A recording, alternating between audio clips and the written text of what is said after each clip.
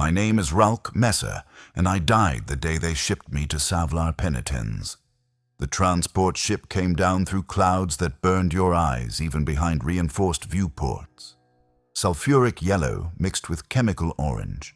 Colors that had no business existing in nature, but thrived here in this manufactured hell. The volcanic moons orbited their parent gas giant in tight formation, each one pocked with mining operations that glowed like infected wounds in the darkness. From orbit, you could see the chemical refineries belching their toxic offerings into an atmosphere already so poisoned that unprotected human lungs would dissolve in approximately 47 seconds. I know this because they told us during the descent. The Arbeits officer who delivered our orientation spoke in the same tone you might use to discuss weather patterns or crop yields, clinical detachment masking the horror of what he described. 347 prisoners filled the transport's holding cells. We came from across the Armageddon sector, collected like refuse from hives and settlements where our crimes had exceeded the tolerance of local authorities. The man chained next to me during the descent had killed his entire family with a mining laser. The woman 3 seats down had led a cult that practiced forbidden rituals in an underhive temple. Another prisoner had simply failed to pay taxes for 15 consecutive years. His debt compounded with interest and penalties until the amount exceeded any possible means of repayment. The Imperium does not distinguish between murderers and debtors when assigning sentences to penal worlds. We were all criminals. We had all failed the Emperor in our own ways. We would all die on Savlar, and the exact nature of our failures mattered to nobody, except perhaps ourselves. The crime that brought me here was simple enough, though the circumstances were more complex than the official records suggested. I killed a man during a gang war in the underhives of Armageddon. His name was Torven Grask, and he controlled 3 blocks of the industrial sector where I worked salvage operations. My crew had been operating under protection agreements with a rival gang, paying our percentages to different criminals than Torven preferred. He took offense to this arrangement. He sent enforcers to our salvage yard with instructions to teach us proper respect for territorial boundaries. The confrontation happened fast. Torven's enforcers arrived armed with auto pistols and shock mauls, 5 men against the 3 of us working that shift. They demanded immediate payment of back protection fees, amounts calculated to exceed everything we had earned over the previous 6 months. When we explained we were already paying protection to other parties, they began breaking equipment, a plasma welder worth more than I would earn in a year, cutting tools that represented our primary means of income. They were destroying our livelihoods with casual efficiency when Torven himself arrived to supervise. He was a large man, augmented with crude cybernetics that gave him unnatural strength. His left arm was mechanical, powered by suspect technology that probably violated half a dozen Mechanicus regulations, but functioned well enough for the kind of enforcement work he required. He laughed while his men destroyed our equipment, made jokes about how we would need to work off our debts in more creative ways, suggested employment opportunities that involved things I will not describe here. I'd been reaching for a tool when the violence started, a heavy wrench used for dismantling large machinery. The wrench was in my hand when Torven grabbed my crewmate, when he started explaining in explicit detail what would happen to her as payment for our debts. I hit him. Not a planned attack, not a calculated decision, just pure reaction to words and actions that triggered something in my brain that refused to accept what was happening. The wrench connected with his skull just above his mechanical eye, an augmented component that shattered under the impact. Torven went down. His enforcers stared for approximately 2 seconds, processing the impossibility of their boss lying unconscious on the ground. I hit him again while he was down, then a 3rd time, and a 4th. By the time his enforcers pulled me off, Torven was dead, his skull fractured in multiple places, blood and cerebral fluid mixing with the oil that leaked from his damaged augmetics. The Arbeits came within the hour. Torven had connections to someone important. connections that reached beyond the underhive into the actual structures of power that governed Armageddon's hive cities.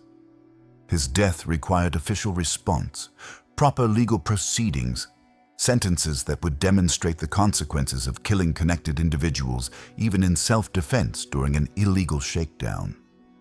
I was processed through a justice system designed not for rehabilitation or even punishment in any meaningful sense, but for efficient disposal of problematic human material. The trial lasted approximately 11 minutes. A judge reviewed the evidence, which consisted of surveillance footage showing me killing Torven with repeated blows from a heavy tool. The footage did not show the preceding destruction of our equipment or the threats against my crewmate because those cameras had been conveniently disabled. My defense consisted of a court-appointed advocate who spoke perhaps 30 words total, none of which made any difference to the predetermined outcome. The sentence was life on Savlar penitence, to be served in the chemical mines until death or disability rendered me incapable of productive labor. 3 weeks after sentencing, I was loaded onto the transport with hundreds of other convicted criminals. The journey to Savlar took 4 standard weeks, cramped in holding cells that smelled of fear and unwashed bodies. The guards fed us nutrient paste dispensed from automated systems, portions calculated to maintain life without providing any comfort or satisfaction. Water was strictly rationed, just enough to prevent dehydration. Some prisoners died during the journey, their bodies removed to disposal systems without ceremony or acknowledgement beyond noting their prisoner numbers on lists that would update mortality statistics somewhere in the vast administrative machinery of the Imperium.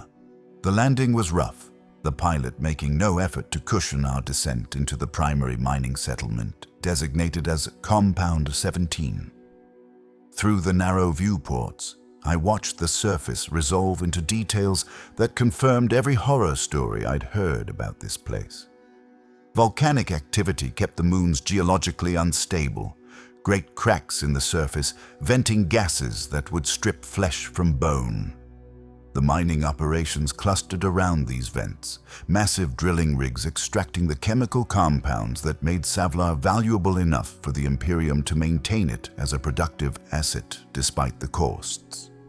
Between the mining sites, crude hab blocks housed the prisoners, structures that looked like they had been assembled from scrap metal in desperation, their walls blackened by chemical rain that fell with irregular but devastating frequency. They processed us through intake procedures designed for efficiency rather than humanity. We were stripped of personal possessions, issued prison uniforms that had been worn by previous prisoners until the fabric was more whole than cloth, assigned identification numbers that would replace our names in all official records. My number was SC4471 Delta, 5 characters that reduced my identity to a database entry. The processing officer who issued my rebreather demonstrated its use with the practiced indifference of someone who had performed this task thousands of times. 4 tubes connected the face mask to a canister containing filtration medium. The seal around the mask had to be absolutely airtight. The canister needed replacement or refill every 8 hours under normal conditions.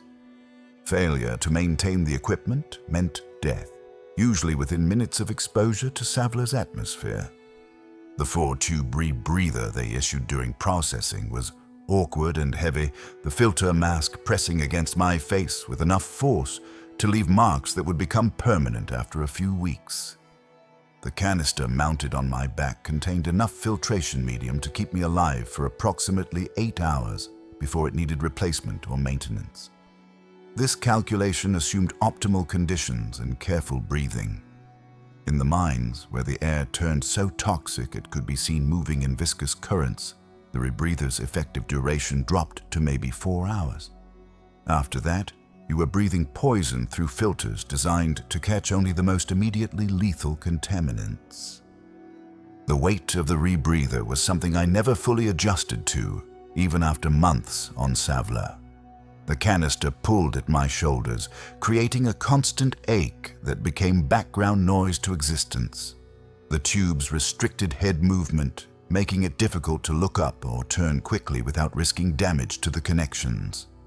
The mask itself created a barrier between me and the world, everything filtered through scratched lenses that reduced visual clarity, all sound muffled by the seals around my ears. The breathing was the worst part. The filtration system required conscious effort, pulling air through chemical scrubbers that removed toxins but also removed most of the oxygen, leaving you perpetually short of breath even when sitting still. They assigned me to Mining Complex 7 Alpha, a deep shaft operation that followed a particularly rich vein of chemical compounds used in the production of military-grade promethium. The complex consisted of main shafts descending several kilometers below the surface, with smaller tunnels branching off wherever the chemical deposits concentrated. The work was exactly what you would expect. 12-hour shifts spent in tunnels so narrow you had to crawl in places, your rebreather scraping against stone that wept toxic moisture. The temperature fluctuated between freezing and unbearably hot, depending on proximity to volcanic vents. The constant chemical exposure left burns on any exposed skin, slow developing wounds that never really healed, just accumulated until your flesh looked like wax that had melted and reformed too many times. The mining equipment was crude, designed for maximum extraction with minimal regard for operator safety. We used plasma drills that generated enough heat to vaporize stone, working in tunnels where the air temperature could rise above 100 degrees. The drills leaked radiation, not enough to kill immediately, but sufficient to cause long-term cellular damage that manifested as cancers and organ failures. Protective equipment existed in theory, but rarely in practice. The Arbits provided rebreathers because dead workers produced nothing. They provided basic coveralls because completely naked workers would freeze in the deeper tunnels. Everything else was considered optional, luxuries that criminals did not deserve. My first shift in the mines lasted 14 hours, despite regulations mandating 12. The overseer, a brutal man named Kelton who wore the white uniform of the Arbits with evident pride, explained that quotas had not been met during the previous shift. We would work until the deficit was eliminated. Nobody argued. The punishment for refusing work was immediate transfer to punishment details, assignments that made regular mining look pleasant by comparison. Punishment details cleared, blocked tunnels bare-handed, removed collapsed stone without equipment, worked in the hottest sections where temperatures exceeded human tolerance and workers typically survived less than 1 week. I learned to work through pain that first shift. The drill vibrated hard enough to create permanent damage to nerves in my hands and arms. The heat was overwhelming despite the cold, deeper into the complex. The toxic atmosphere seeped through my rebreather's filters, creating a burning sensation in my lungs that never fully disappeared. By the time the shift ended, I could barely stand, my legs shaking from exhaustion, my hands cramped around tools I could not release without conscious effort. But I had met my quota. I had produced enough chemical compounds to justify my continued existence for another day. The heb blocks where we slept were scenes of casual brutality. Savlar's society, such as it existed, organized itself around gang structures that controlled access to the least contaminated water, the most functional sleeping areas, the black market goods that made existence slightly less unbearable. I arrived at the heb block alone, without connections to any established gang, which marked me as prey to be exploited.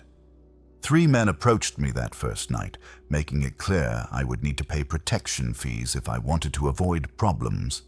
The fee was most of my ration in my rebreather canister, items I needed to survive.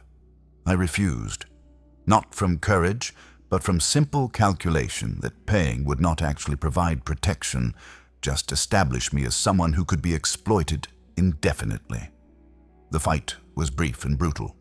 3 against 1 should have been overwhelming odds, but I had advantages they did not expect. I was larger than average, strengthened by years of salvage work that built muscle. I was desperate, fighting not for status, but for survival. And I was recently arrived, which meant I had not yet been weakened by months of toxic exposure and inadequate nutrition. I hurt them badly. One man took a broken arm when I slammed him against a metal support. Another received a shattered knee from a kick that connected with more force than I intended. The third I beat unconscious with his own shock maul, a weapon he had pulled thinking it would intimidate me into compliance. When it was over, I was bleeding from multiple wounds, but standing while they were not. The other prisoners watched without intervention, evaluating this new arrival who had demonstrated capacity for violence. Some would see me as a threat to be eliminated. Others might see potential alliance value. Everyone would remember I was dangerous enough to approach carefully. The gang wars started my second week. Savlar's criminal population existed in a state of perpetual low-intensity conflict, different groups fighting for control of the few resources worth controlling.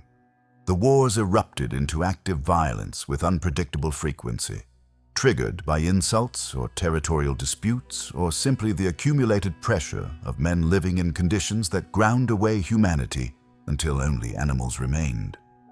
This particular war started over a water supply, specifically a section of pipe that delivered slightly less contaminated water than the standard hab block supply. Two gangs claimed ownership. Neither would compromise. The violence escalated from arguments to fistfights, to knife attacks, to murder over the course of approximately 48 hours. I tried to stay out of it, keeping to my sleeping area during off shifts, working my mining assignments, avoiding the common areas where violence concentrated. This strategy succeeded for 3 days before circumstances forced my involvement. A gang enforcer named Brix decided I represented unclaimed territory that needed to be brought under his organization's control. He approached with 2 associates, all armed with crude weapons fashioned from mining equipment. Their offer was simple. Join their gang, pay protection fees, follow orders, or die. I had perhaps 5 seconds to decide. Joining meant becoming someone's property, my labor and possessions redistributed according to gang hierarchy. Refusing meant fighting 3 men who clearly had significant experience with violence. The calculation was not about winning or losing, but about what kind of person I would be if I accepted slavery, just to avoid immediate danger. I chose to fight. The violence was savage. I managed to kill Brix with his own knife, taking it during a grapple and driving it up under his ribs. His associates fled rather than risk similar outcomes. This elevated me from unknown prisoner to someone with a reputation, which brought both advantages and problems. The advantages included being left alone by opportunistic predators. The problems included being targeted by more serious criminals who saw me as a threat to their status. The cycle repeated with variations. Someone would challenge me. We would fight. I would win or die. Since I continued to survive, I clearly kept winning, though each victory came with costs. Wounds that took longer to heal in Savlar's toxic environment. Scars that accumulated until my body looked like a map of violence. Psychological damage that came from killing men with my hands, watching their lives end because they had chosen to attack someone who proved capable of defending himself. The Adeptus Arbit's overseers watched these conflicts with clinical detachment. They intervened only when violence threatened to disrupt production quotas. Deaths were acceptable, even expected. Their administrative systems accounted for mortality rates, built the losses into planning assumptions. Each dead prisoner was replaced with a new arrival from somewhere else in the sector. The population remained stable even as individuals died and were replaced in an endless cycle of suffering and death. The Arbits wore white uniforms, a deliberate choice that marked them as separate from the filth they supervised, symbols of supposed purity standing watch over human waste. Their armor was immaculate, maintained to standards that mocked the degradation surrounding them. They carried suppression equipment designed not to kill, but to incapacitate, shock mauls, and stun weapons that could drop a man without ending his capacity to work once he recovered. Dead prisoners produced nothing.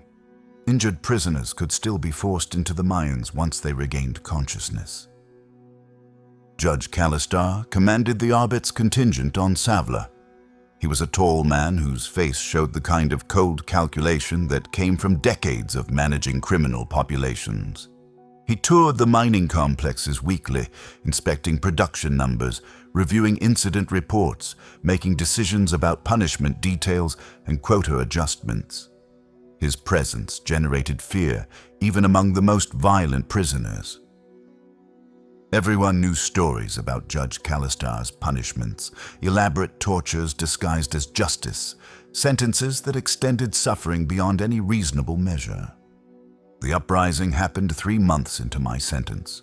I never learned what sparked it, what final indignity pushed some critical mass of prisoners past the point where survival instinct outweighed rage. The violence began in the southern compounds and spread with the speed of chemical fires, prisoners attacking Arbit's positions with improvised weapons and desperate fury. For approximately 6 hours, it looked like the uprising might actually succeed, that the sheer weight of numbers might overwhelm the overseer's superior equipment and training. I participated in the uprising, not from revolutionary conviction, but from simple recognition that the Arbits would kill everyone regardless of individual involvement. When violence erupts in confined populations, innocence becomes meaningless. You fight or you die, and fighting at least offers the possibility of survival. I killed 2 Arbites during the uprising, both with mining equipment turned into weapons. The first died when I used a plasma drill to cut through his armor, the superheated beam creating a hole in his chest that killed him almost instantly. The second I beat to death with a heavy wrench, the same tool I had used to kill Torvin back on Armageddon. The pattern of my life seemed to involve killing people with improvised weapons, reducing human lives to mechanical problems requiring applied force. Judge Callistar ended the uprising with methodical efficiency that demonstrated why he held authority over this hellhole. He deployed suppression teams with gas weapons, flooding entire hab blocks with chemicals that induced paralysis and unconsciousness. The gas penetrated our rebreathers, designed specifically to bypass standard filtration systems. We dropped where we stood, thousands of prisoners collapsing simultaneously as the chemicals overwhelmed our nervous systems. When I regained consciousness, I was restrained with metal bands around my wrists and ankles, lying on cold stone in a central processing area. Around me, other prisoners were beginning to wake, their groans and confused questions creating a sound like wounded animals. Arbits moved among us with practiced efficiency, separating prisoners into different categories. Some were marked for immediate execution. Others were designated for punishment details. A third group, which included me, received no immediate classification. We were simply left restrained while Judge Callistar conducted his investigation. The investigation consisted of reviewing surveillance footage and interrogating prisoners until patterns emerged showing who had led the uprising and who had simply followed. The leaders were executed publicly, conducted in the central processing area where every prisoner could be forced to watch. They used laser guns set to low power, not enough to kill instantly, but sufficient to cause death over the course of several minutes. The screaming carried through our rebreathers, tinny and distorted by the filtration systems, but still clear enough to understand what was happening. 23 men and women died during those executions. I watched every death, forced to keep my eyes open by Arbites who walked among us with shock mauls, ready to punish anyone who looked away. The lesson was clear. This was the cost of rebellion. This was what happened when prisoners forgot their place in the Imperium's hierarchy. We were criminals, less than human, valued only for our labor output. Attempting to change our circumstances through violence would result in death, though probably not quick death, probably not easy death. just death that served as educational spectacle for others contemplating similar actions. After the executions, Judge Callistar made an offer. Not mercy exactly, but something that might be mistaken for it by men desperate enough to clutch at any alternative to dying in the mines. He needed soldiers.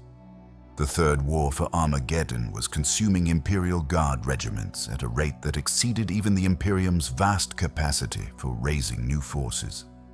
The underhives of Armageddon's massive hive cities had become contested territory, Orc infiltrators turning the lower levels into battlegrounds where conventional guard units struggled with the cramped, toxic conditions. Savlar's prisoners, already adapted to poisonous environments and accustomed to violence, represented a resource that could be exploited. The terms were simple. Fight for the Emperor on Armageddon, and you could keep whatever you looted from the battlefield. Equipment, weapons, personal effects of the dead, anything you could carry became yours by right of conquest. But break Imperial law, commit crimes against your fellow soldiers or civilian populations, and you would be shipped back to Savlar to serve out the remainder of your sentence. For men facing certain death in the chemical mines, this offer represented something that might generously be called hope, though in reality it was simply trading one death sentence for another, exchanging slow poisoning for the more immediate violence of war. Judge Callistar walked among the restrained prisoners, making his offer to each group. Some accepted immediately. Others hesitated, trying to calculate odds that made no sense when every option led to death. A few refused, choosing the certainty of Savlar over the unknown horrors of war. The refusers were sent to punishment details, assignments that typically killed within weeks. The acceptors were processed for conscription, medical examinations confirming we were functional enough to hold weapons and follow basic orders. I accepted. What choice did I have? At least on Armageddon, I would die in combat, rather than coughing blood in some toxic tunnel while chemical burns ate through my skin. At least I would have a laser gun in my hands instead of a mining drill. At least death would be quick, or at least quicker than what waited in the mines. These calculations provided cold comfort, but comfort nonetheless. I would become a soldier. I would fight for an emperor I had never seen, in service to an Imperium that viewed me as expendable ammunition. But I would be alive, at least temporarily, and for a condemned man that represented something approaching victory.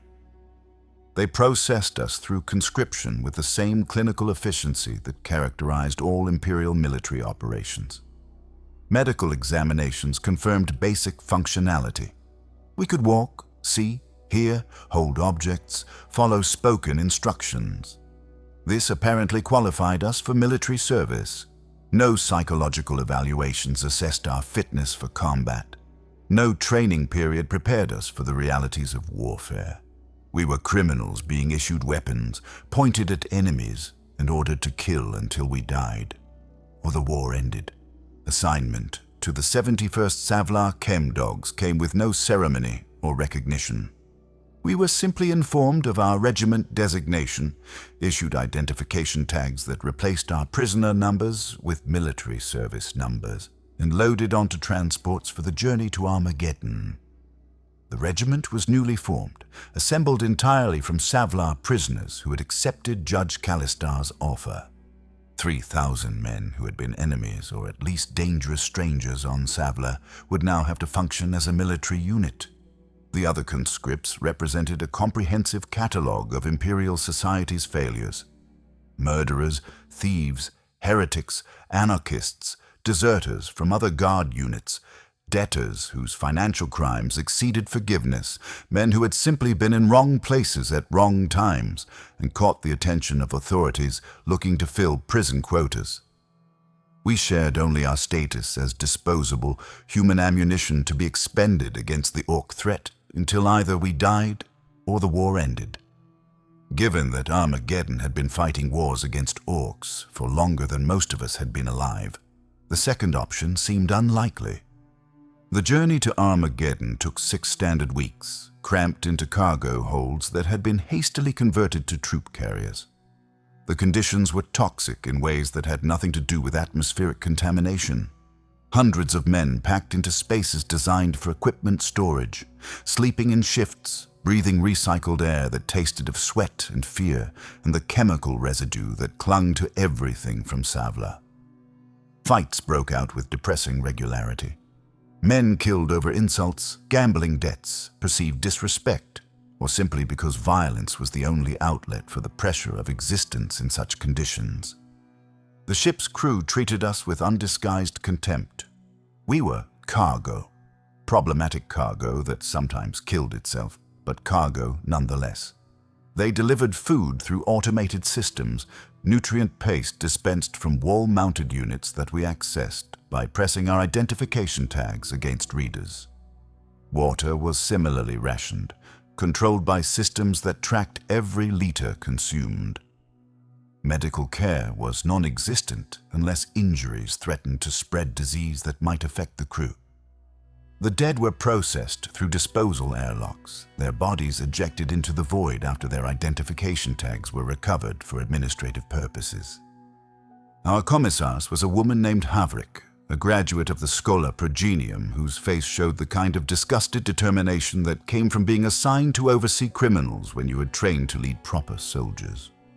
She wore the traditional black coat and peaked cap, her bolt pistol prominently displayed at her hip, a reminder that her authority extended to summary execution of anyone who failed to meet her standards. She introduced herself during the 2nd week of transport, gathering us in shifts in the largest cargo hold to deliver orientation. Her speech was brief and brutally honest. We were criminals being given a chance to serve the Emperor. This was not redemption. This was not forgiveness. This was utilitarian exploitation of otherwise wasted human resources. We would fight in conditions too toxic for regular guard units. We would be deployed to battlefields where proper soldiers would die too quickly to justify the investment of their training and equipment. We would very likely die during our first deployment. Those who survived would be deployed again and again until eventually we died or became too damaged to function as soldiers. There was no path to freedom. There was no promise of pardon. There was only war, endless war, and death that came sooner or later to everyone in the 71st Chem-Dogs. Commissar Havrik also introduced us to the Mercy's provost wardens who acted as her assistants in maintaining discipline. The Mercies were themselves former criminals who had earned slightly better positions through years of service, surviving when others died and demonstrating loyalty to the regiment above their criminal instincts. They wore black coats similar to the commissars, but lacked the peaked caps and bolt pistols that marked formal rank. Instead, they carried laser guns and shock mauls, weapons sufficient for enforcing discipline among prisoners who had been conditioned to respond to violence. The head Mercy was a scarred man named Vortin, who claimed to have survived 12 years in the Chem-Dogs across multiple regiments and dozens of campaigns. His body showed evidence of extensive combat damage, scars layered on scars, crude augmetics replacing body parts that had been lost to enemy action or toxic exposure. He gave us the real orientation, the practical information that Commissar Havrik either did not know or chose not to share. How to modify our rebreathers for combat drug intake, which types of equipment were worth stealing and which would get us shot, how to scavenge without attracting attention from other guard units who took offense to having their dead looted, how to survive long enough to become veterans who might live through more than one deployment. Vorten's advice centered on simple principles. Stay mobile. Never expose yourself unnecessarily. Kill enemies quickly before they kill you. Steal everything useful from the dead before anyone else can claim it. Never trust anyone completely, not even fellow Chem-Dogs. The regiment might be your unit, but these men were still criminals, still capable of killing you for your equipment or simply because you annoyed them. Trust was earned through shared survival, not granted through shared unit designation. The transport finally reached Armageddon during the third month of 998 M41, dropping out of warp space into a system that showed clear evidence of ongoing warfare. The orbital space above Armageddon was crowded with military vessels, transport ships and escort carriers, and cruisers maintaining blockade positions against potential Orc reinforcements. The planet itself was visible through the viewports, a sphere of gray and brown marked by the massive hive cities that housed its billions of inhabitants.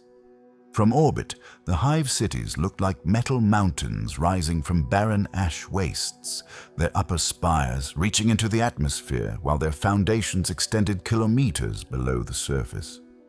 Our descent took us directly to Hive Infernus, one of the primary hive cities that had seen continuous combat since the war's beginning. The hive's under-hive sections were contested territory, Orc infiltrators using ancient access tunnels and collapsed sections to establish positions that threatened the productive levels above. Clearing these infiltrators required soldiers capable of fighting in cramped, toxic conditions where conventional tactics failed. The 71st Chem-Dogs would be deployed directly into this meat grinder, our first combat action beginning within hours of landing. The preparation area was a fortified section of the Underhive's upper levels, a space that had been cleared of civilian occupation and converted to military staging grounds.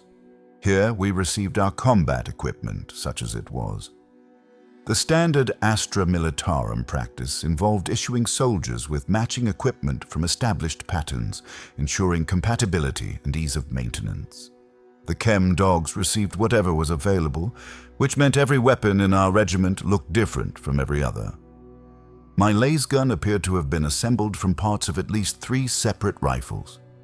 The housing was cracked, held together with wire and what looked like some kind of adhesive substance that might have been industrial glue or possibly just accumulated grime.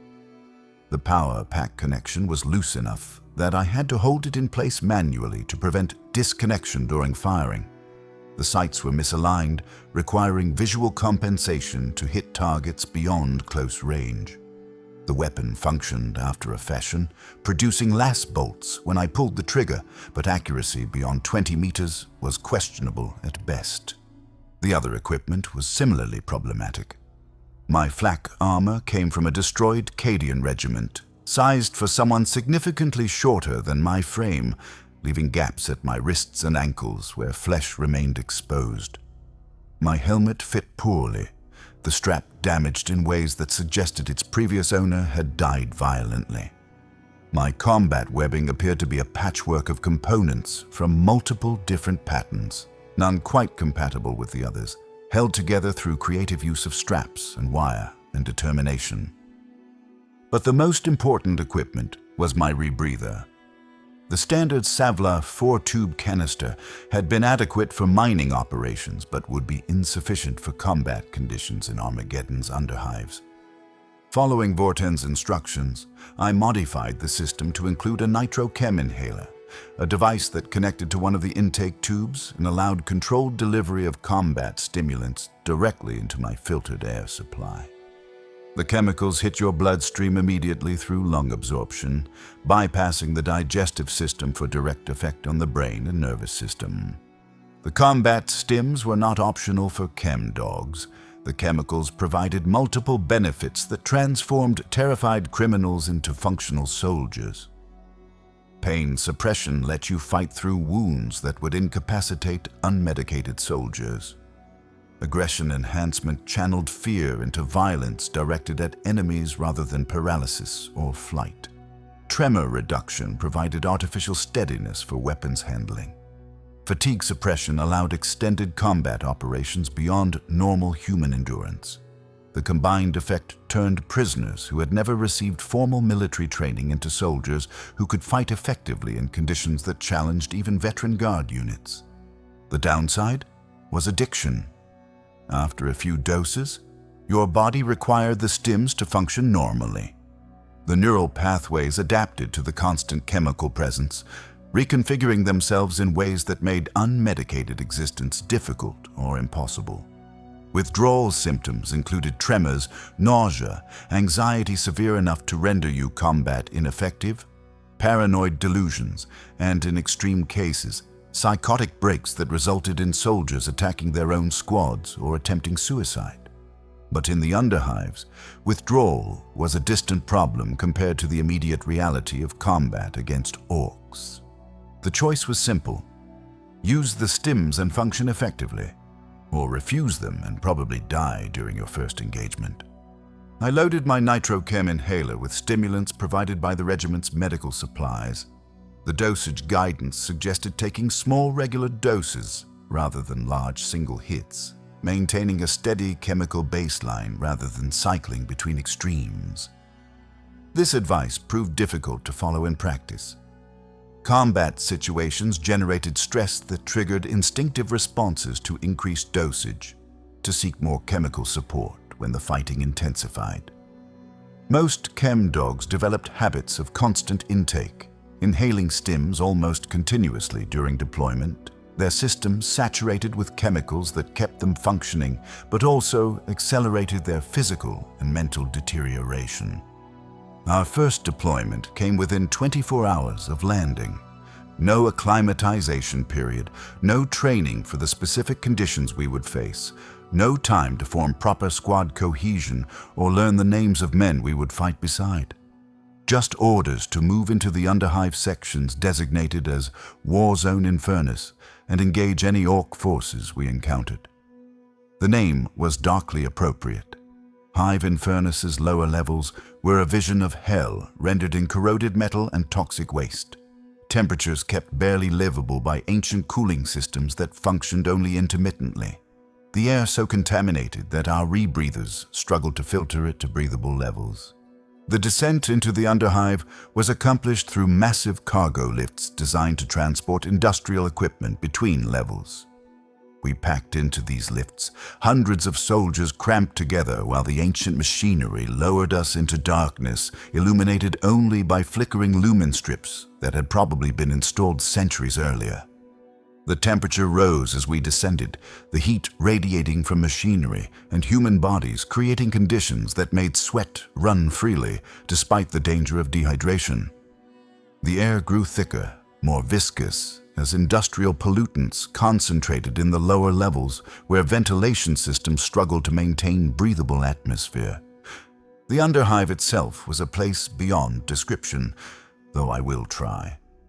Imagine passages so narrow that two men could barely walk abreast, the walls formed from industrial waste that had been compacted over centuries until it resembled stone. Imagine floors slick with chemical runoff, every surface coated with substances that could corrode metal and dissolve flesh. Imagine darkness broken only by dim emergency lighting, creating shadows where anything might hide. Imagine air so toxic that every breath felt like inhaling poison despite rebreather filtration. Then multiply that horror by the knowledge that this environment extended in all directions for dozens of kilometers, a three-dimensional maze where enemies could attack from any angle, and navigation required memorizing landmarks in perpetual twilight. Our first contact with orcs came in a chemical processing plant that had been abandoned decades earlier when its atmospheric seals failed. The structure remained valuable for its strategic position, controlling access to a major transit corridor that connected several underhive sectors. Orc forces had occupied it 3 days before our arrival, and our orders were simple. Take the plant. Kill any orcs we found. Secure the position for follow-up forces that would use it as a staging ground for deeper penetration into contested territory. The approach required several hours of careful movement through passages that wound like intestines through the underhive's lower levels. We moved in loose squads, 10 to 12 men each, trying to maintain some semblance of formation while adapting to terrain that made organized movement nearly impossible. I was assigned to Squad 3 under a squad leader named Gorik, who claimed to have survived previous combat deployments with other penal units. His experience showed in the way he moved, checking corners carefully, watching for ambush positions, maintaining situational awareness even in the disorienting environment. The orcs hit us from 3 sides simultaneously, a coordinated ambush that suggested intelligence I had not expected from Xenos I had thought of as mindless brutes. Their weapons were crude but effective, solid slug guns that punched through flak armor with brutal efficiency, massive hand weapons that split skulls when they connected. The noise was overwhelming even through our rebreathers, the roar of weapons fire mixing with orc battle cries and the screams of dying men. The muzzle flashes created strobing light effects that made it difficult to track targets, their positions constantly shifting as they advanced. I inhaled combat stims reflexively, feeling the chemicals flood my system with artificial calm. The world sharpened into crystalline focus, targets becoming distinct shapes in the chaos, my lasgun tracking movements with precision I could not achieve without chemical assistance. I fired, watched an orc stagger as the last bolt burned through its shoulder, fired again into its chest. The creature went down, but another took its place immediately. Then another, a green tide of muscle and violence that seemed endless despite our best efforts. The man beside me, someone whose name I had never learned, took a slug round through his chest cavity. The impact threw him backward, blood mixing with chemical residue on the corroded floor. His rebreather tore loose from the force of his fall, and he began screaming as the underhive atmosphere entered his lungs directly. The sound was horrible. Wet and gasping, his throat dissolving from chemical exposure even as he screamed. The process took approximately 30 seconds before he died, though it felt like hours while I continued fighting, unable to help him, unable to do anything except kill orcs and hope they killed me quickly if my turn came. Squad leader Gorek died when an orc chopper split his skull from crown to jaw, the massive blade cutting through his helmet and the bone beneath with single stroke. He dropped instantly, dead before his body finished falling. The orc who killed him roared in victory, raising the bloody chopper above its head in gesture of triumph.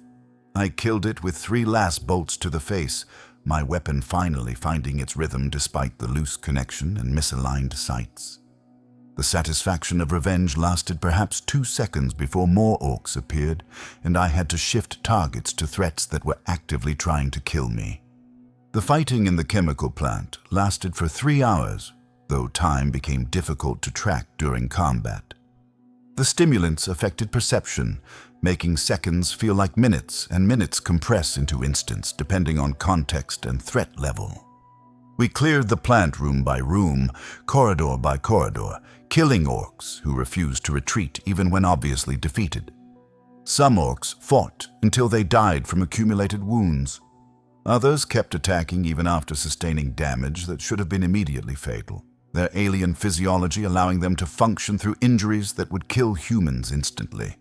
We won, eventually, not through superior tactics or better equipment or military excellence, but through sheer stubborn refusal to die faster than the orcs could kill us. The chemical plant became a slaughterhouse. Bodies piled in corridors where fighting had been heaviest, blood and various fluids creating new toxic combinations on the corroded floors. When the last orc fell to concentrated last fire from multiple directions, we collapsed where we stood, too exhausted for anything resembling victory celebration, too damaged to care that we had accomplished our objective. Then came the scavenging. This was where the Chem-Dog's true nature revealed itself most clearly. We spread through the plant like vermin, stripping the dead of anything useful, regardless of whether they had been enemies or allies. Orc weapons were generally too crude for human use, designed for creatures with different strength and size parameters, but their ammunition could sometimes be repurposed if you had the right tools and willingness to risk weapon malfunctions. The real prizes were the dead from other Imperial units who had fought in this plant before our arrival. I found a Katkan trooper who had died in the plant's lower levels, his body showing signs of having been there for several days based on decomposition rates. He still carried 3 power packs for his lasgun, unused ammunition that represented significant value in an environment where resupply was uncertain.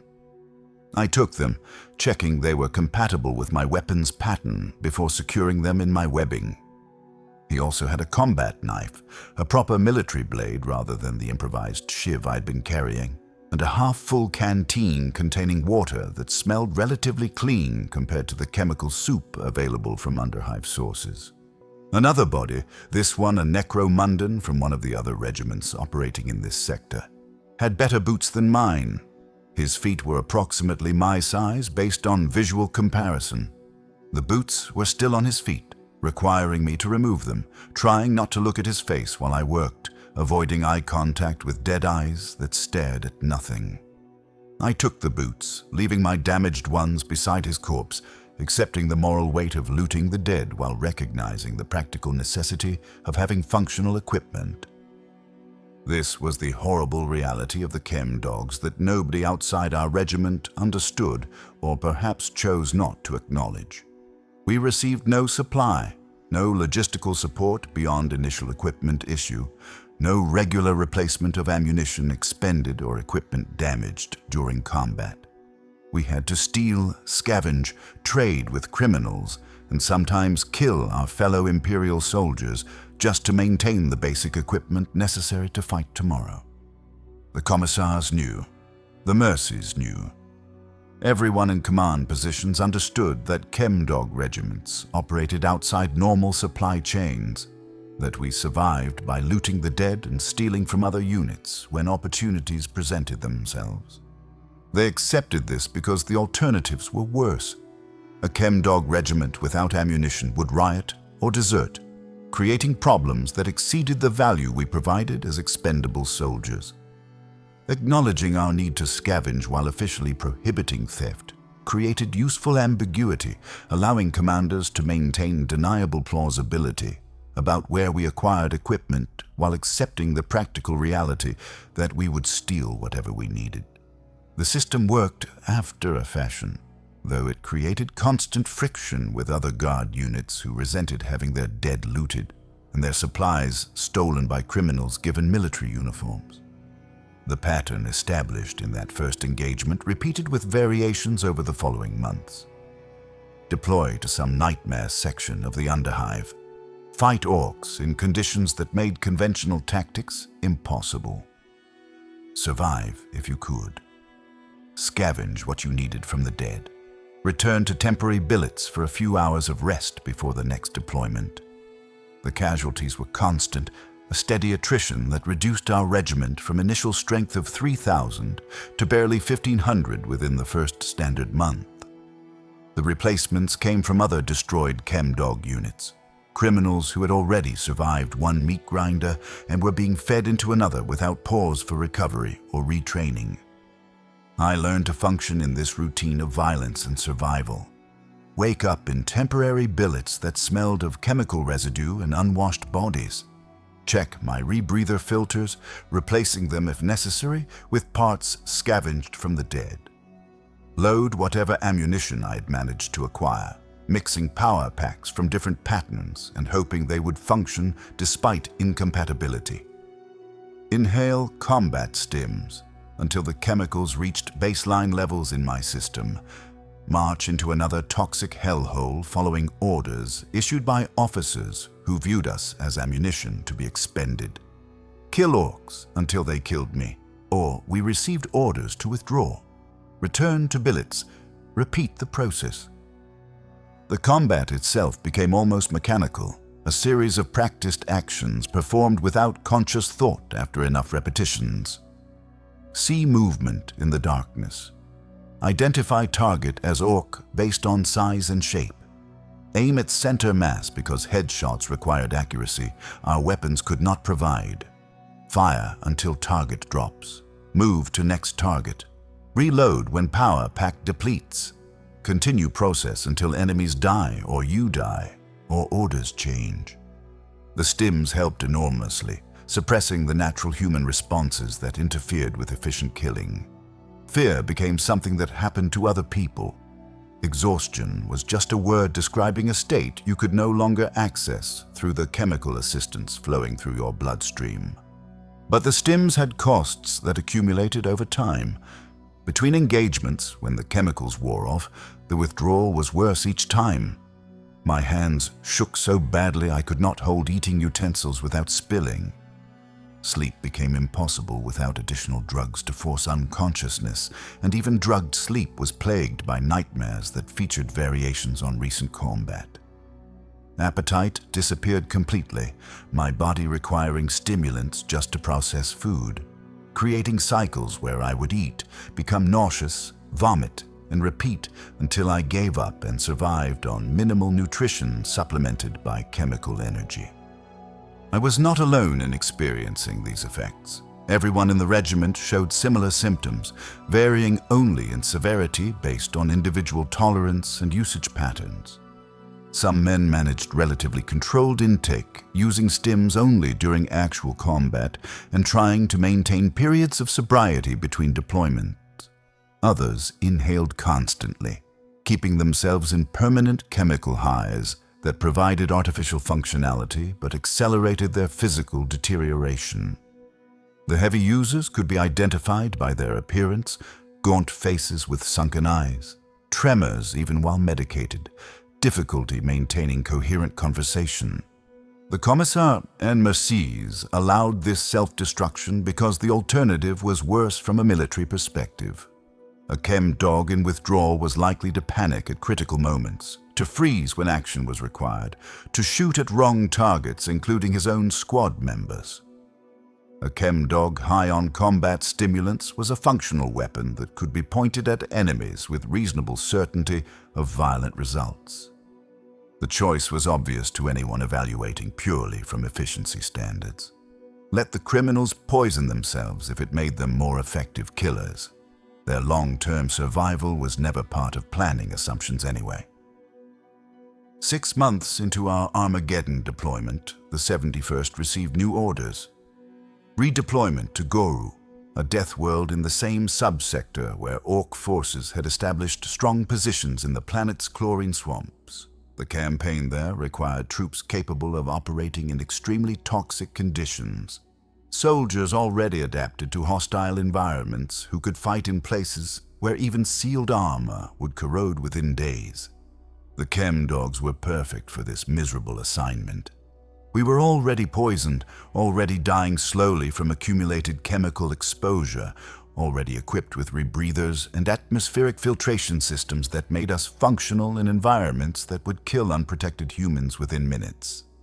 Sending us to Goru made perfect economic sense from an Imperial perspective. We represented military assets that had already been equipped and deployed, soldiers who had demonstrated capacity to fight effectively in toxic conditions. Our deaths would cost the Imperium nothing more than it had already invested in our initial equipment and transport. If we survived and accomplished our objectives, that represented value extracted from otherwise wasted criminal lives. If we died, that simply meant the problem of managing dangerous criminals had been solved through military utilization rather than extended imprisonment. The 71st was combined with remnants of other Chem-Dog units that had been similarly reduced by casualties during Armageddon campaigns. The new formation numbered approximately 3,000 men, back to full regiment strength by combining survivors from multiple destroyed units. We loaded onto transports with the same mechanical efficiency that characterized all Imperial military movements, prisoners being shipped to another war, soldiers marching toward another opportunity to die for an emperor who viewed us as less than human. The journey to Goru took 2 standard weeks, shorter than the transport from Savlar to Armageddon because we were traveling within the same subsector. The conditions aboard ship were marginally better than our initial transport, possibly because military authorities had learned that Chem-Dogs packed too tightly would kill each other before reaching the battlefield, reducing available combat strength for no tactical benefit. We had slightly more space, slightly better rations, access to basic medical care that addressed injuries before they became infected and spread disease throughout the regiment. but the psychological pressure increased. We knew what waited on Goru because intelligence briefings had provided detailed descriptions of the planet's environment. Chlorine gas atmosphere that would dissolve unprotected flesh. Acidic swamps that looked solid but would consume anyone who stepped on them. Native vegetation adapted to produce toxins that made Savlar's chemical exposure look mild. Orc forces that had been operating in this environment for months adapted to conditions through their remarkable physiological resilience. Combat operations that would make Armageddon's underhives look hospitable by comparison. Some men tried to desert during transport, attempting to hide in cargo sections or sabotage their own equipment to avoid deployment. The Mercies found them all, dragging them before Commissar Havrick for summary judgment. She executed 5 deserters in front of the assembled regiment, her bolt pistol ending their lives with mechanical efficiency that demonstrated how little individual lives mattered to military authority. The lesson was clear. You would fight on Goru, or you would die now. The choice was between probable death with small chance of survival versus certain death with no chance of anything. Most soldiers chose the former option, accepting deployment to Goru as preferable to immediate execution. Goru made Armageddon's underhives look absolutely hospitable by comparison, a statement I would have considered impossible before experiencing both environments. The planet's atmosphere was dominated by chlorine gas concentrations that exceeded toxic by several orders of magnitude. The sky was perpetual green twilight, thick fog that reduced visibility to perhaps 10 meters in the clearest conditions, and often much less than that. The swamps were not water, but acidic compounds that dissolved organic matter on contact, their surfaces deceptively calm, offering no warning before you stepped through what looked like solid ground into pools that would strip flesh from bones in seconds. The native vegetation was adapted to extreme toxicity in ways that made the plants themselves dangerous. Thorns coated with chemical compounds that caused burns worse than fire. Leaves that exuded corrosive substances, their touch leaving wounds that continued deepening long after initial contact. Root systems that spread toxic secretions through the soil, contaminating areas and making them impassable, even to soldiers with protective equipment. The entire ecosystem was hostile to human life in ways that suggested this planet had never been meant for our presence.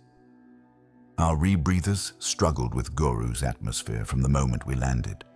The standard Savlar 4-tube canisters had been adequate for mining operations, functional in Armageddon's underhives with regular filter replacement.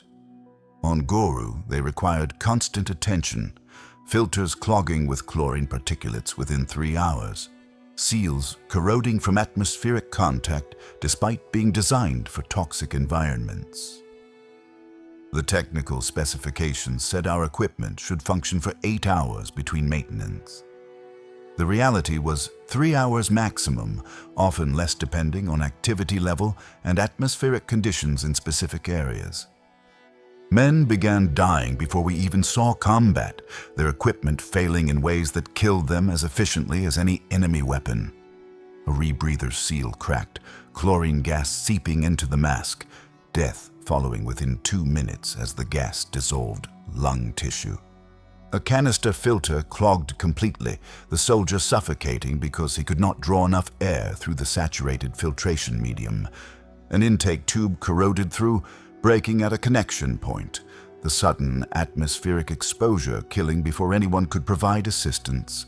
Each death demonstrated how close we all were to similar fates, how dependent our survival was on equipment that barely functioned in these extreme conditions. My rebreather malfunctioned on the 3rd day of Goru deployment. I noticed the problem during a rest period, examining my equipment as veterans had taught me to do constantly. One of the canister seals showed stress fractures, probably damage sustained during transport from Armageddon. Fine cracks spreading through material that should have been flexible and resilient. The seal was failing, would fail completely within hours, based on visible deterioration. When it failed, I would die. I had perhaps 30 minutes to find a replacement before the seal failed completely. The obvious source was the dead, soldiers who no longer needed their equipment. A body lay approximately 20 meters from my position, a Chem-Dog who had died during our march to forward positions, killed by one of Goru's native predators that had attacked from the toxic fog. His rebreather appeared intact, his death caused by trauma rather than equipment failure. I crawled to him, trying not to think about what I was doing as I removed his mask and canister assembly, checking they were compatible with my equipment before making the switch. The fit was poor, not designed for my face, but it functioned well enough to keep me alive. I secured the new mask with additional straps, tested the seal by covering the intake tubes and attempting to inhale, confirmed no air entered from outside. The process took perhaps 5 minutes of vulnerability, during which chlorine exposure would have killed me if the seal had failed. But it held, and I survived, and another dead man's equipment became mine through necessity rather than choice. The advance through Goru's chlorine swamps was nightmare warfare that exceeded anything I had experienced on Armageddon. Visibility was perpetually limited to a few meters in any direction, the toxic fog so thick you could see it move in currents, great clouds of poison flowing like water through the twisted vegetation. Navigation was nearly impossible, landmarks obscured or non-existent, every section of swamp looking identical to every other section. We moved in tight formations, staying within visual contact of squad members because getting separated meant death, either from the environment or from orc ambushes, or simply from being lost until equipment failure killed you. The orc ambushes came without warning, greenskins appearing from the fog already firing, their weapons adapted to the environment with characteristic crude but effective engineering. Their solid slug weapons functioned better than our laser guns in the humid toxic atmosphere, unaffected by the moisture that caused our power packs to drain faster and our weapons to malfunction. They had adapted to Goru's conditions over months of occupation, learning which plants were dangerous and which could be used for concealment, memorizing safe paths through the acidic swamps, becoming comfortable in an environment that terrified us. Combat in these conditions was complete chaos. You fired at movement, hoped it was an enemy and not one of your own, advanced when ordered and retreated when fire became too intense, all while trying to avoid the acidic pools and toxic plants that killed as efficiently as any weapon. Squad cohesion dissolved within minutes of most engagements, soldiers scattered by terrain and limited visibility into isolated individuals fighting their own small battles. Communication was nearly impossible through rebreathers in the thick atmosphere, Vox equipment malfunctioning from moisture and chemical exposure. You were essentially alone even when surrounded by other soldiers, isolated by the fog and the noise and the constant threat of death from multiple directions. The casualties mounted with horrible speed during the first week on Goru. Men fell into acid pools, their brief screams barely audible before the chemicals dissolved their vocal cords. Others brushed against toxic plants, the contact leaving burns that covered exposed flesh, the victims dying over hours as the plant poison spread through their systems. Orc ambushers killed more, appearing from impossible angles to drag soldiers into the fog before anyone could respond.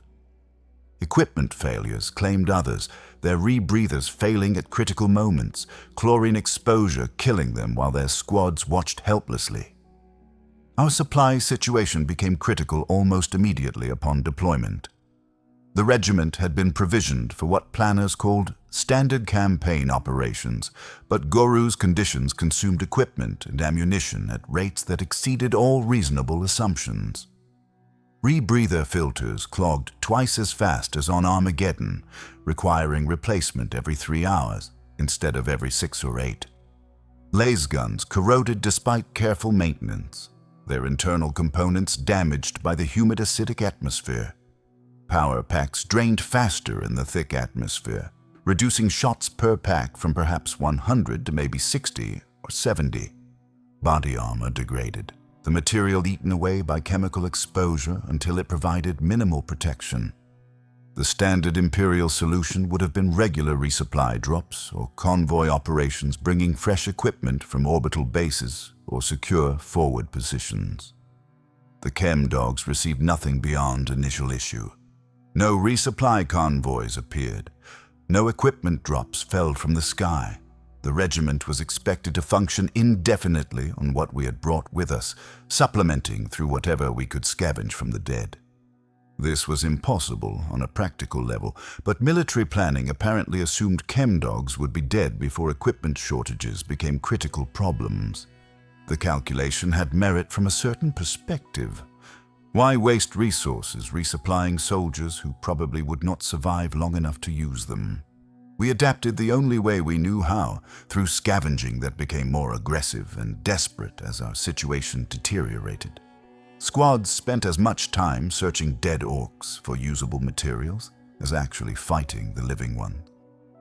Orc technology was crude, but their weapons could be repurposed if you were desperate enough and willing to risk the consequences of using alien equipment. Some soldiers began carrying orc slugger pistols as backup weapons when their lasguns failed, accepting the stigma of using xenotechnology because the alternative was being unarmed in combat. I acquired an orc slugger after my lasgun finally failed beyond repair during the second week on Goru. The power pack connection had corroded completely, the metal eaten away by chemical exposure until no amount of wire and improvisation could maintain electrical contact. The weapon was useless, dead weight that provided no combat value.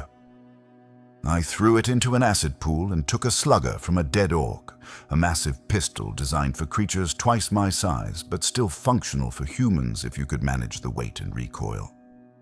The slugger fired solid ammunition, simple metal projectiles propelled by chemical explosions, technology so primitive it was almost impossible to break through environmental exposure. The rounds were massive, designed to punch through orc physiology, creating devastating wounds in human-sized targets. The weapon's weight made it difficult to aim accurately, and the recoil was severe enough to bruise my wrist after extended firing, but it worked when I pulled the trigger, and that made it superior to my beautiful but useless lasgun.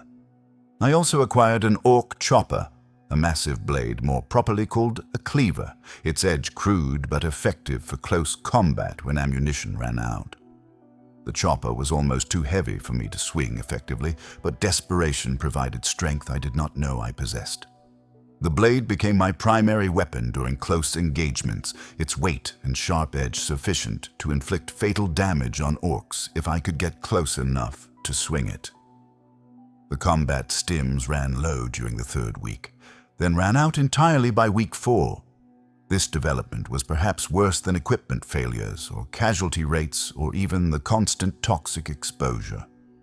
Men who had been functioning on chemical assistance for months suddenly faced combat without that crucial support. The withdrawal hit the regiment like a biological attack, affecting hundreds of soldiers simultaneously as our supply of military-grade stimulants depleted. Soldiers who had fought effectively despite impossible conditions became shaking wrecks, unable to hold weapons steady. The tremors were severe, whole bodies shaking that made even simple actions difficult. Sleep became impossible despite exhaustion, withdrawal symptoms keeping men awake through periods that should have been rest. Nausea was constant, stomachs rejecting food even when hunger demanded eating. Anxiety reached levels that approached panic, irrational fears overwhelming rational thought. Others experienced worse effects. Psychotic episodes erupted throughout the regiment, soldiers hallucinating enemies that did not exist, attacking their own squad mates, screaming about things visible only to them. The mercies tried to contain the worst cases, restraining men who had become dangers to themselves and others, but there were too many cases and not enough mercies. Some soldiers killed themselves, finding ways to end their own lives rather than endure withdrawal in a combat zone. Others were killed by their squad mates when their behavior became too dangerous or disruptive. Commissar Havrik executed 3 men for attacking their squad mates over a canteen of contaminated water, their withdrawal-induced paranoia convincing them that others were trying to poison them. She gathered the regiment to witness the executions, her bolt pistol ending 3 lives in rapid succession. The bodies were left where they fell, examples of what happened to soldiers who could not maintain discipline even in withdrawal. The executions did nothing to address the underlying problem. We were breaking, our bodies and minds pushed past sustainable limits by the combination of toxic environment, chemical dependency suddenly removed, inadequate supply, and constant combat against enemies who seemed endless.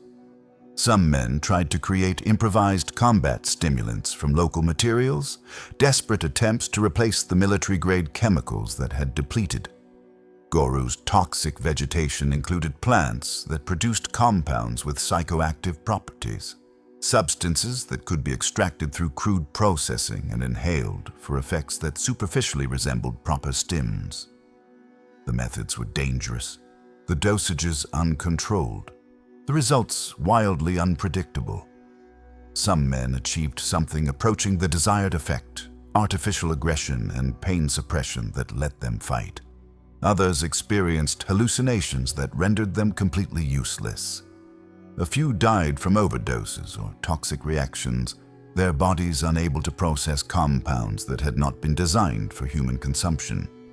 I tried the improvised stims once, during an engagement when withdrawal symptoms threatened to make me combat ineffective. The experience was horrifying in ways that transcended all the horrors I had already witnessed. Reality became plastic, solid objects losing coherence, walls appearing to breathe. Sounds took on physical presence, weapon fire creating visible shock waves that I tried to dodge. Colors shifted constantly, the green fog turning purple, then red, then colors I have no names for. Enemies appeared everywhere, orcs emerging from shadows that were not there, forcing me to fire at targets that existed only in my chemically altered perception.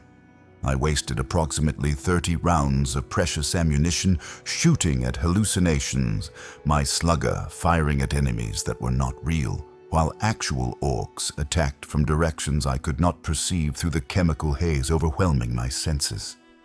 I survived that engagement only because other members of my squad retained enough coherence to cover my position, killing the orcs that would have killed me while I fought against visions produced by plant toxins and desperate chemical experimentation. After that experience, I avoided the improvised stims completely. Better to face combat shaking from withdrawal, my hands trembling and stomach churning, than to lose track of reality entirely and become a liability to my squad.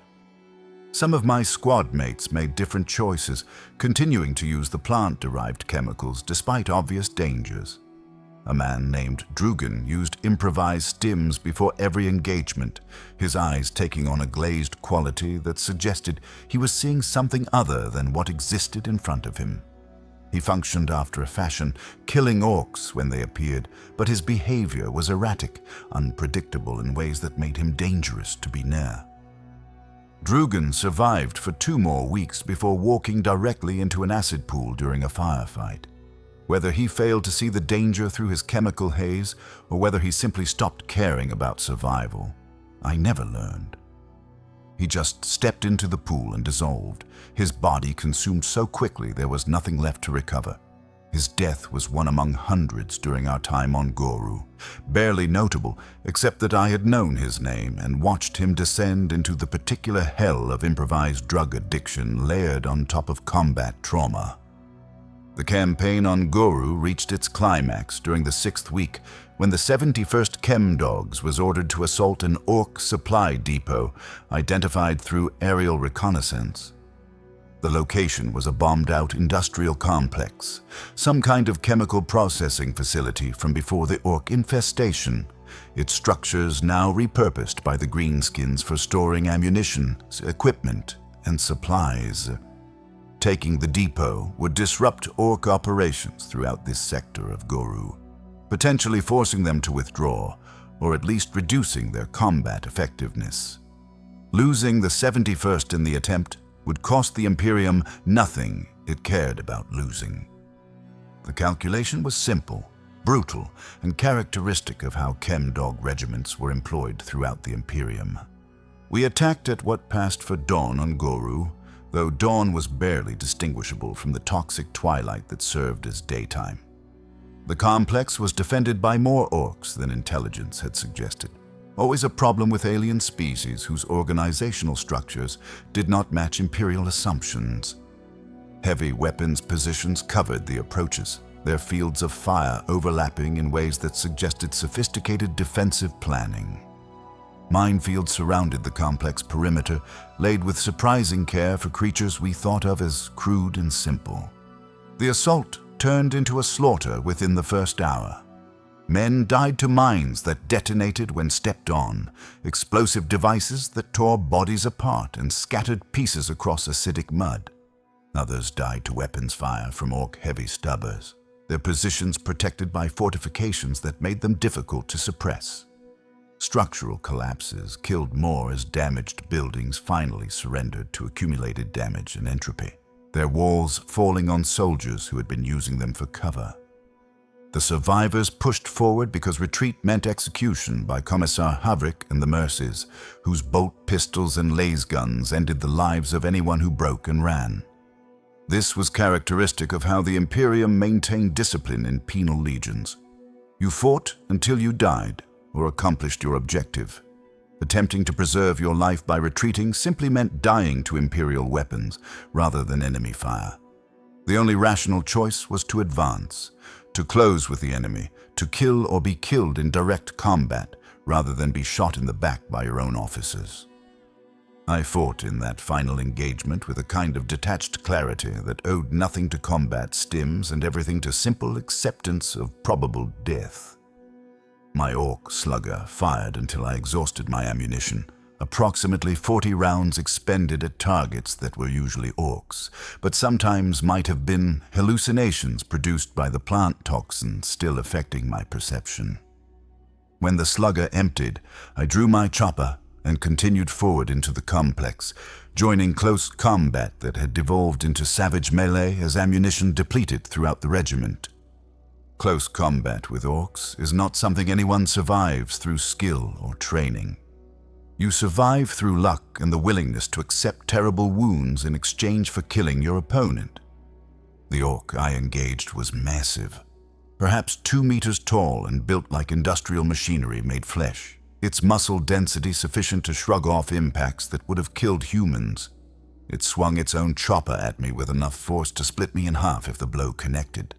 I dodged, barely, feeling the blade pass close enough to tear my uniform. My counter-strike caught it in the shoulder, my chopper's crude edge biting into dense muscle. The orc roared, more anger than pain, and grabbed me with its free hand. Its grip was crushing, fingers like industrial clamps, squeezing my shoulder until I felt something break, bones cracking under pressure that exceeded what human skeleton could endure. The pain was enormous, but distant. Shock and adrenaline and residual plant toxins suppressing my body's natural responses. I killed the orc with a series of wild swings, more luck than technique, my chopper eventually finding its throat. The blade cut through muscle and bone, severing major blood vessels and probably the trachea. The orc's grip loosened as it died, releasing me to collapse beside its corpse. My shoulder was destroyed, bones broken in multiple places, the arm hanging at an angle that should not be possible. But I was alive, somehow, against all probability and certainly against any reasonable expectation. The complex fell eventually, not through superior Imperial tactics, but through sheer, stubborn refusal to die fast enough. The Chem-Dogs absorbed casualties at rates that would have broken regular guard units, but we kept fighting because the alternative was execution. When the last orc died to concentrated fire from multiple directions, approximately 300 Chem-Dogs remained from the 3,000 who had begun the assault. 90% casualties, losses that exceeded even the worst historical precedents for penal legion operations. The survivors collapsed where they stood, too damaged to celebrate our victory, too exhausted to care that we had accomplished the objective. I lay beside the dead orc I had killed, my broken shoulder preventing any movement that required arm function. Other wounded lay scattered throughout the complex, their moans and screams creating a soundscape of suffering. Some would survive with medical treatment. Others would die slowly from wounds or chemical exposure, or simply from accumulated damage that finally exceeded the body's capacity for function. Steel Legion reinforcements arrived approximately 6 hours later, their clean uniforms and functional equipment marking them as different species from the chemical-stained wrecks they found in the depot. Professional soldiers came to secure the position we had paid for with bodies, their movements efficient and practiced, barely glancing at the Chem-Dogs who had made their easy victory possible. One legionnaire looked at me with undisguised disgust, his expression showing what the Imperium thought of criminals given laser guns and pointed at enemies until they died.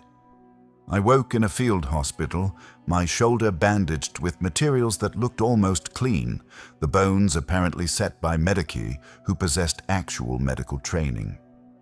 The pain had been suppressed by proper pharmaceuticals rather than improvised toxins or combat stims, leaving me in a state of artificial calm that felt strange after weeks of chemical chaos. A medicoia explained that I would recover, that the damage was severe but not permanently crippling if I allowed proper healing time, that I would be returned to duty once the bones knit sufficiently. The words barely registered. I was alive. Against all probability and certainly against any reasonable expectation, I had survived Savlar, Armageddon, and Goru. The odds of this survival approached the impossible, yet here I lay in a field hospital with wounds that would heal rather than kill. Some might call this luck. Some might claim the Emperor protected me. I knew better. Survival was random, meaningless, significant only because I remained alive to contemplate the horror rather than being dead and forgotten like the thousands who had died beside me. The 71st Chem-Dogs was reconstituted with fresh convicts from Savlar, new prisoners given the same choice I had received years earlier. Trade slow death in the mines for fast death on battlefields. Keep what you loot, break the law, and return to Savlar. Simple mathematics of desperation. I looked at them during regimental formation and saw myself, the same desperate hope mixed with certain knowledge that acceptance meant death. Just death with a gun in your hands rather than a mining drill. We deployed again after my shoulder healed sufficiently for me to hold weapons, though the joint never fully recovered its original strength or range of motion. Back to Armageddon, this time to assist in the liberation of Seraph's Fall, a hive sector that had been under orc occupation for 3 years. The 71st was combined with the 86th Necromundan Regiment, merging 2 understrength units into something that approximated full regiment strength on paper, if not in combat effectiveness. The integration was problematic from the start, tensions that erupted into violence within days of the units combining. Necromundans are criminals, drawn from hive gangs on their homeworld, but they operate within established codes and hierarchies. They looked at Chem-Dogs as something lower, scavengers without honor, thieves who would steal from their own dead without hesitation. The Chem-Dogs resented Necromundans for having better equipment, better supply lines, better treatment from command. Both groups carried weapons. Both groups had been trained to solve problems with violence. The combination was explosive, awaiting only a spark to ignite larger conflicts. Thefts began within days, Chem-Dogs raiding Necromundan supply areas for ammunition and rations that were not available through our official channels. The Necromundans retaliated by destroying Chem-Dog equipment, sabotaging rebreathers, poisoning our limited water supplies. The violence escalated with predictable inevitability. Fist fights became knife fights became shootings. The commissars from both regiments executed ringleaders, but the executions only drove the conflict underground, made it more careful and more deadly. The breaking point came when Chem-Dogs blew up a Necromundan supply depot, destroying enough equipment to render an entire company combat ineffective and killing 47 Necromundans in the explosion. The Necromundan response was immediate and coordinated, an organized assault on Chem-Dog positions that turned their weapons on fellow Imperial soldiers with the same efficiency they showed against orcs. Commissars and mercies tried to restore order, but they were overwhelmed by the scale and intensity of the violence. Both regiments had stopped fighting the enemy and started fighting each other, creating a situation that threatened broader military operations in the sector. The conflict consumed 3 days of continuous violence before Cadian regiments arrived with orders to suppress what had officially been classified as a mutiny by penal legion forces. The Cadians executed Chem-Dogs and Necromundans with equal efficiency, their bolt rounds and last fire ending the lives of soldiers who had survived battles against Xeno forces, only to die at the hands of their own military. The suppression was brutal and comprehensive, designed not just to end the immediate violence, but to provide an example that would discourage similar incidents in other penal legion units. Hundreds died during the suppression, their bodies left in open areas as visual warnings to survivors about the consequences of turning weapons on fellow Imperial forces. I survived again somehow. I had learned the skill of being elsewhere when violence erupted, of finding positions that offered cover from multiple directions, of being unremarkable enough that nobody targeted me specifically. When the Cadians came through checking survivors, I was unconscious from exhaustion, sprawled in a position that suggested injury rather than active participation. They dragged me to a processing area, confirmed my identification, assigned me back to the reconstituted 71st. The horrible truth became fully clear to me then, understanding that had been building through years of service, finally crystallizing into conscious recognition. This never ended. There was no possibility of redemption, no path to freedom or pardon. The rumors of last chancer traditions were lies, administrative impossibilities in an Imperium where paperwork mattered more than human lives. Men served until they died. Some survived dozens of campaigns, becoming grizzled veterans who taught new convicts the skills necessary to extend their survival, from days to weeks to months to years. But they all died eventually, combat or chemical exposure or simple accumulated damage finally killing them. The Imperium found new toxic battlefields, new impossible campaigns, new meat grinders where expendable soldiers could be fed into the killing until nothing remained. There would always be another Guru, another Armageddon, another sector requiring soldiers capable of fighting in conditions too horrible for regular guard units. And there would always be Chem-Dogs, criminals given weapons and pointed at enemies, dying in numbers that shocked nobody because penal legion casualties were not considered worth detailed reporting. I'd become one of those veterans, a survivor of campaigns that should have killed me multiple times over. My body carried scars from Savlar's chemical burns, Armageddon's underhive warfare, Goru's toxic swamps, and internal conflicts that demonstrated the Imperium's willingness to kill its own soldiers to maintain discipline.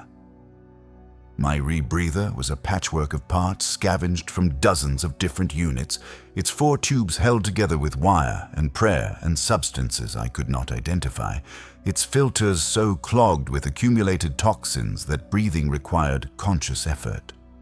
My equipment consisted entirely of stolen goods, nothing issued through proper channels, everything acquired through looting and theft and violence. But I was alive. In the grim darkness of the 41st millennium, where war is constant and human life is measured in production quotas rather than inherent worth, survival represented its own kind of victory. Not a meaningful victory that changed anything or mattered to anyone beyond my own continued existence. Not a victory that would be recorded in any official histories or commemorated in any way. Just survival, pure and simple. The achievement of remaining alive when thousands died around me. I sit now in a trench on Armageddon, waiting for our next deployment. The latest orders say we are being sent back into Warzone Infernus, returning to the toxic underhives where the Chem-Dogs first deployed years ago. The war continues with the same grinding inevitability that characterizes all wars in this era. Orcs continue infiltrating from below. Imperial forces continue defending the critical infrastructure that powers the hives above. Chem-Dogs continue dying in conditions too toxic for regular guard units. My rebreather tubes are filled with combat stims, though calling them proper military-grade chemicals would be generous. They are improvised mixtures created from whatever we could steal or trade for, cut with compounds I cannot identify, but know are probably toxic in ways that will matter eventually. My orc slugger sits ready, loaded with ammunition scavenged from multiple sources, each round slightly different from the next, but all functional enough to fire when needed. My chopper rests beside me, its blade pitted with corrosion but still sharp enough to kill. My pockets are full of stolen ammunition, scavenged rations, trinkets taken from dead men whose faces I no longer remember. This is the life of a Savlar Chem-Dog. Born into circumstances that lead to crime or convicted of crimes whether guilty or not, sentenced to death by chemical poisoning in Savlar's mines, offered false hope of redemption through military service, promises that survival might lead to freedom even though no Chem-Dog has ever been pardoned. Deployed to the worst battlefields the Imperium can find, places too toxic or too dangerous for soldiers the military actually values. High on combat drugs just to function, our bodies reconfigured around chemical dependency, stealing everything necessary to survive, looting the dead without discrimination, dying in numbers that would shock populations who never hear about penal legion casualties because such losses are not considered worth reporting. The alarm sounds, mechanical blaring that cuts through the constant background noise of the hive. Another deployment. Another toxic hellhole, another day in the horrible life of a Savlar Chem-Dog. I stand, check my equipment with practiced efficiency born from years of repetition, inhale combat stims through my modified rebreather until the chemicals reach baseline levels, and march toward whatever fresh horror waits in the underhive depths. The Emperor protects, they say in the upper hives, in the spires where nobles live in comfort we cannot imagine. Perhaps he does, for someone, somewhere in the Imperium. But for Chem-Dogs, the Emperor simply provides more ways to die, more toxic environments to fight in, more impossible objectives to accomplish, more years to survive through luck and violence and chemical assistance, prolonging the horror until finally something kills you and they replace you with another convict who will march into the same meat grinder with the same desperate hope that this time will somehow be different. It will not be different. It is never different. The wars continue, the toxic battlefields multiply, the dying never stops. But we march anyway, because the alternative is execution or return to Savlar, and somehow even this nightmare existence is preferable to those options. We march because we are the expendable ones, the criminals, the scum, the human ammunition fired into the enemy until either they break or we do. We march because the Imperium needs soldiers willing to fight in places where proper soldiers would die too quickly, and criminals adapted to toxic environments can survive just long enough to be useful before their deaths. I inhale another hit of combat stims, feel the chemicals flood my system with artificial calm that suppresses fear and pain and all the natural responses that make humans hesitate before violence. The drugs turn me into a weapon, a biological machine optimized for killing, stripped of unnecessary complications like emotion or moral consideration. I adjust my rebreather, check my stolen weapons one final time, and march forward into the darkness of Hive Infernus with my squad of fellow damned souls. The horrible life continues, the war continues, the dying continues, and in the grim darkness of the far future, there is only war, eternal and unchanging, consuming billions of lives in service to an Imperium that sees them as nothing more than numbers in casualty reports, resources to be expended in pursuit of objectives that matter only to people who will never know the names of those who died to achieve them. This is my life. This is the life of every Chem-Dog. Horrible, brutal, short, and utterly without meaning beyond the simple mathematics of survival. We are not heroes. We are not even soldiers in any meaningful sense. We are criminals given weapons, pointed at enemies, expected to die, and occasionally surviving long enough to be pointed at different enemies. Our existence serves the Imperium's purposes, while costing it nothing that matters. Our deaths are accounted for in planning assumptions. Our suffering is irrelevant to calculations made by officers who view entire regiments as expendable resources. But we survive when we can, because survival is the only victory available to us. We fight because fighting offers small chances of continued existence, while refusing to fight guarantees immediate execution. We endure the chemical dependency and the toxic exposure and the constant combat trauma because the alternative is giving up. And giving up means dying right now instead of possibly dying later. The horrible life continues because we are not yet dead. And until death finally claims us, we will continue marching into whatever fresh hells the Imperium requires us to enter. The Underhive entrance looms ahead, its darkness promising fresh battles, new horrors, additional opportunities to die or survive for another day.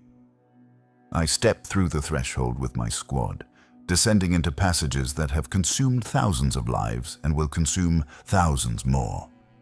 The toxic air burns even through rebreather filtration. The darkness is absolute except for flickering lumen strips that cast shadows where enemies might hide.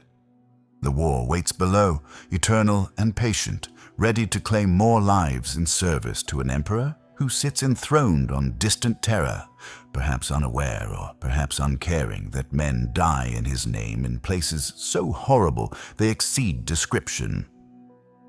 This is the horrible life of a Savlar Chem-Dog. This is my life.